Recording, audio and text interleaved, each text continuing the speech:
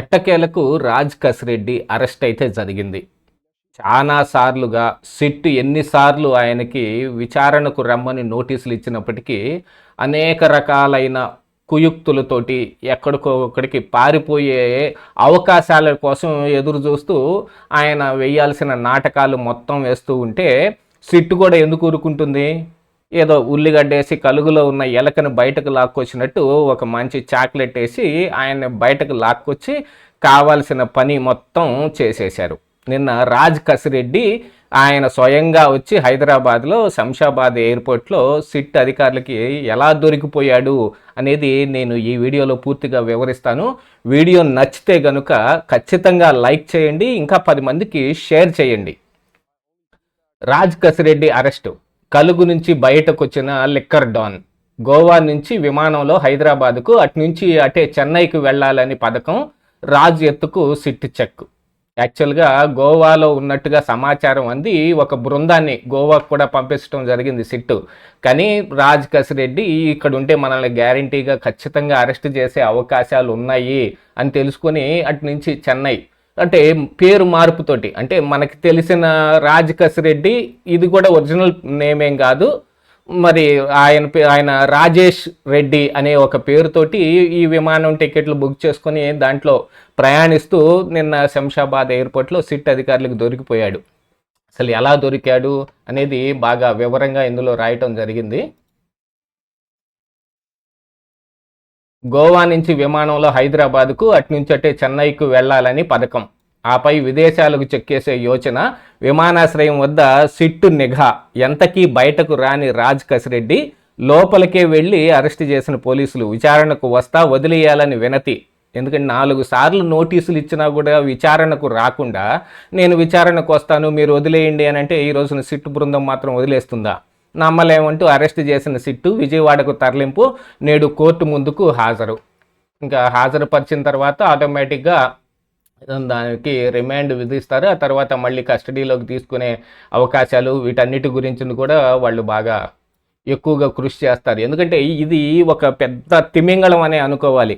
ఈ లిక్కర్ స్కామ్లో, ఆంధ్రప్రదేశ్ రాష్ట్రంలో జరిగిన లిక్కర్ స్కామ్లో కీ రోల్స్ 7 దశల్లో ఈ స్కామ్ మొత్తం జరిగింది అనేది సిట్టు బృందం ఎప్పుడైతే దీన్ని కనిపెట్టిందో అందులో కీలక దశలో ఈ రాజ్ కసిరెడ్డి ఉన్నాడు అనేది సిట్టు బృందం ఆ రోజునే ఐడెంటిఫై చేసి ఆయనకు నోటీసులు ఇచ్చింది.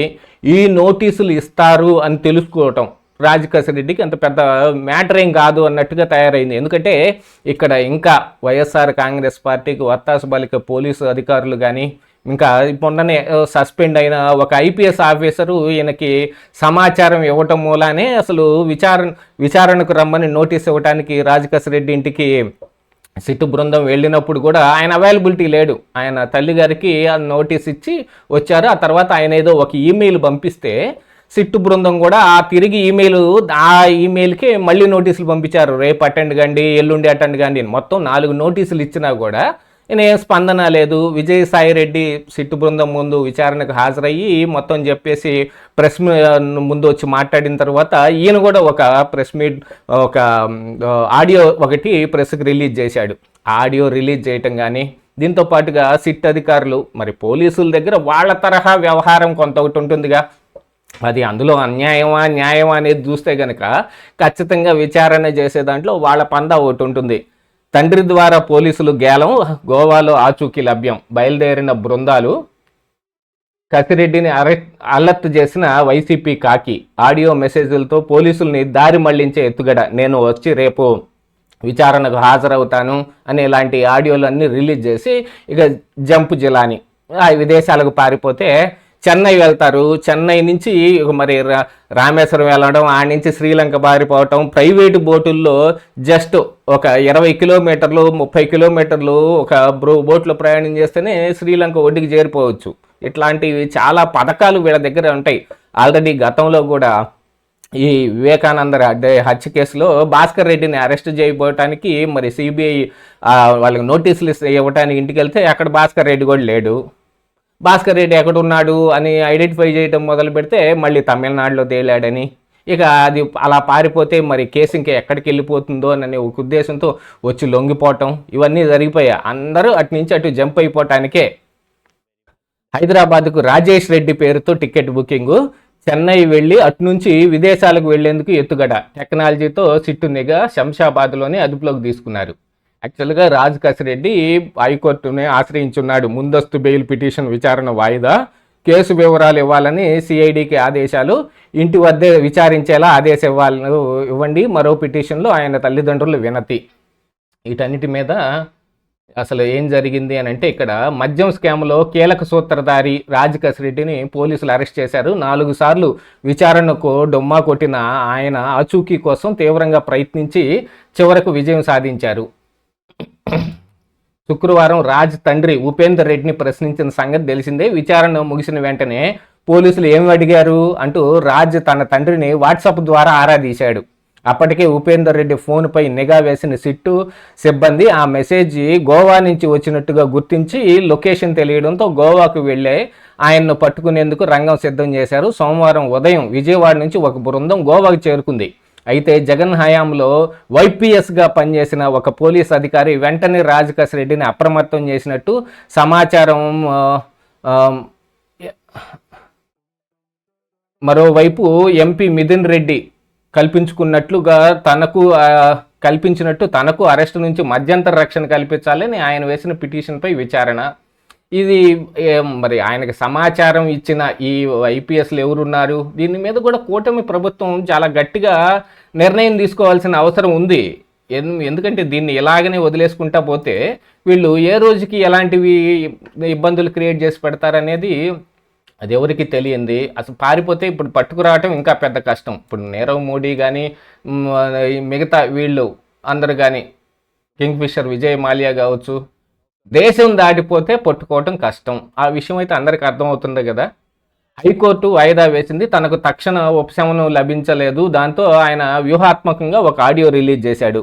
మంగళవారం సిట్టు ముందు విచారణకు హాజరవుతానని అందులో తెలియజేశారు. అయినా సరే పోలీసులు గోవాకు బయలుదేరారు. అక్కడ రాజ్ కసిరెడ్డి ఫోన్ చివరి లొకేషన్ వద్ద వెళ్ళి వెతికినా ఆచూకీ లభించలేదు. ఆయన గోవా నుంచి హైదరాబాదు చెక్కేసినట్టుగా గుర్తించారు.